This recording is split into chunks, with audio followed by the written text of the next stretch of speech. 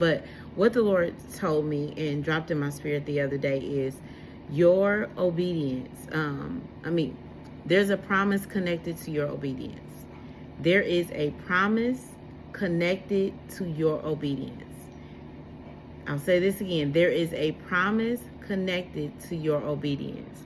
And so, many of us, we know the enemy comes to kill, steal, and destroy. But sometimes it's not even the enemy that is keeping us from walking in obedience to the Lord or following his instructions. Sometimes it's our flesh. Sometimes it's our fear, our anxiousness, our wanting to be in control, our impatience, just distractions. And so we want to be very mindful in this season when we have been given specific instructions from God to follow those instructions. And not just because we want what God has promised us, but because we know when God gives us instructions, it's also a form of protection.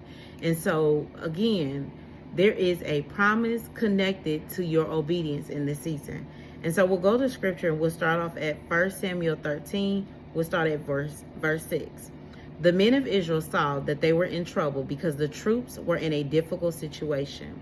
They hid in caves, in thickets, among rocks, and in holes in cisterns.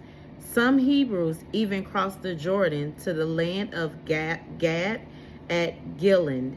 Saul, however, was still at Gilgal, and all his troops were gripped with fear. He waited 7 days for the appointed time that Samuel had set. But Samuel did not come to Gilgal, and the troops were deserting him. So Saul said, Bring me the burnt offerings and the fellowship offerings. Then he offered the burnt offerings. Just as he finished offering the burnt offerings, Samuel arrived. So Saul went out to greet him, and Samuel asked, What have you done? Saul answered, When I saw that the troops were deserting me, and you didn't come within the appointed days, and the Philistines were gathering at Michmash, I thought the Philistines will now descend on me at Gilgal, and I hadn't sought the Lord's favor. So I forced myself to offer the burnt offering. Samuel said to Saul, You have been foolish.